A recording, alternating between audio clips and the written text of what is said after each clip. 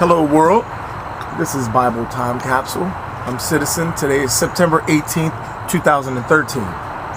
We are in the book of Numbers, chapter 16. Let's begin then. Chapter 16, Rebellion of Korah. Korah, son of Isaar, son of Caath, son of Levi, and Dathan and Abiram, sons of Eliab, son of Phallu, son of Ruben, took 250 Israelites who were leaders in the community, members of the council and men of note. They stood before Moses and held an assembly against Moses and Aaron, to whom they said, "Enough of you! The whole community, all of them, are holy. The Lord is in their midst. Why then should you set yourselves over the Lord's congregation?" When Moses heard this, he fell prostrate. Then he said to Korah and all his band, "May the Lord make known tomorrow morning who belongs to him, and who is the Holy One, and whom he will have draw near to him. Whom he chooses, he will have draw near to him. Do this, take your censers, Korah and all his band, and put fire in them, and place incense in them before the Lord tomorrow. He whom the Lord then chooses is the Holy One.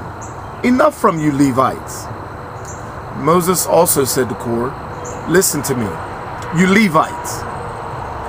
Is it too little for you that the God of Israel has singled you out from the community of Israel, to have you draw near him for service of the Lord's dwelling and to stand before the community to minister for them? He has allowed you and your kinsmen, the descendants of Levi, to approach him, and yet you now speak the priesthood too? It is therefore against the Lord that you and all your band are conspiring. For what has Aaron done that you should grumble against him?" Next section. Rebellion of Dathan and Abiram. Moses summoned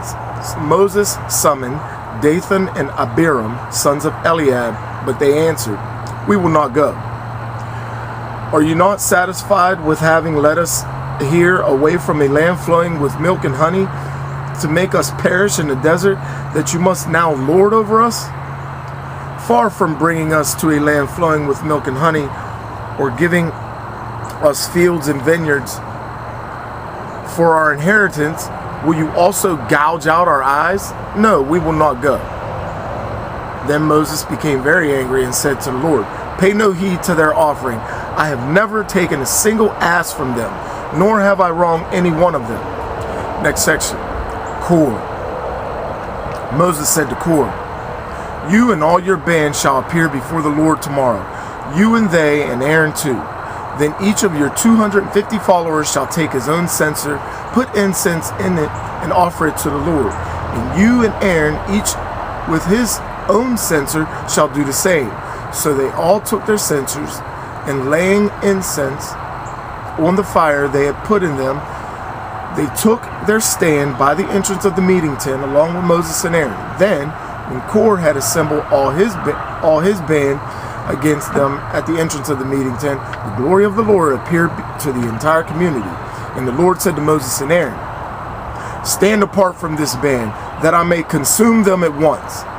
But they fell prostrate and cried out, "O God, God of the spirits of all mankind, will one man's sin make you angry against the whole community?" The Lord answered Moses, "Speak to the community and tell them, withdraw from the space around the dwelling of Korah, Dathan, and Abiram." Next section. Punishment of Dathan and Abiram. Moses, followed by the elders of Israel, arose and went to Dathan and Abiram. "Keep away from the tents of these wicked men, and do not touch anything that is theirs. Otherwise you too will be swept away because of all their sins."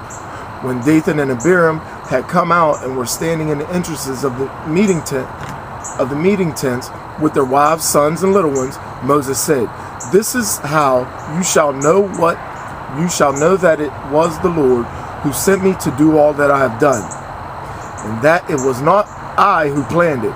If these men die an ordinary death, merely suffering the fate to all mankind, then it was not the Lord who sent me.